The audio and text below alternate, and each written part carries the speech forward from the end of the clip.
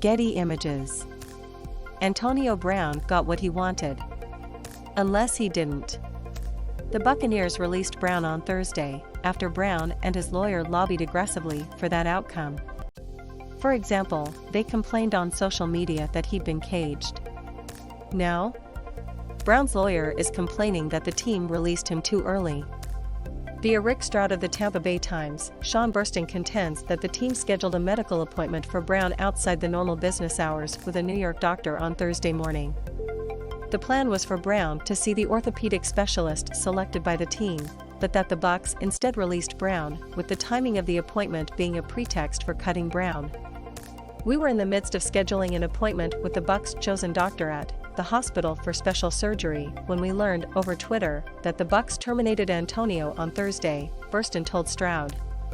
On Wednesday night, the Bucs concocted a bogus scheme to engineer a way to cut Antonio. They arbitrarily picked an appointment time outside of normal business hours early Thursday morning.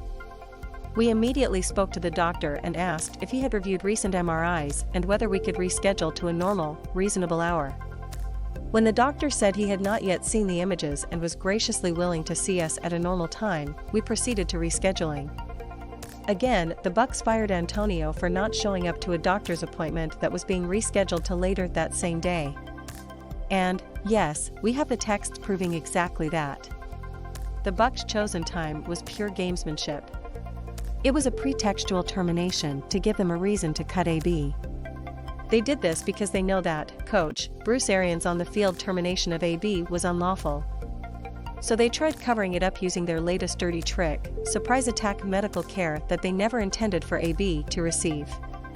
This would all be extremely relevant and important if Brown didn't belong to a union that had delegated the vast majority of his employment rights to an arbitration process that prevents him from securing the kind of financial relief, such as for emotional distress or punitive damages, that would be available in the court system. Brown will get everything he's supposed to get by way of salary from the Buccaneers. There's nothing else to pursue. Either Burstyn doesn't understand this, or he simply wants the free publicity that comes from spouting off about a decision for which his client clearly agitated on social media in the hours before it happened. Players technically can't be released while injured. But it happens. When it does, player and team negotiate what's called an injury settlement, estimating the number of weeks he needs to get to the point that he'll pass a physical and be able to play again. Absent an agreement on that point, a formal grievance is filed. Ultimately, an arbitrator decides whether the player was too injured to play, and when he would have been healthy. For Brown, 1 week remained in the one-year deal that he signed in the offseason. He would have become a free agent in March if he hadn't been cut. And because he wasn't cut until Thursday, he'll get his game check for Week 18.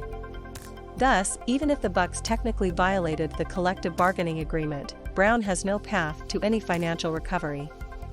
He can't sue.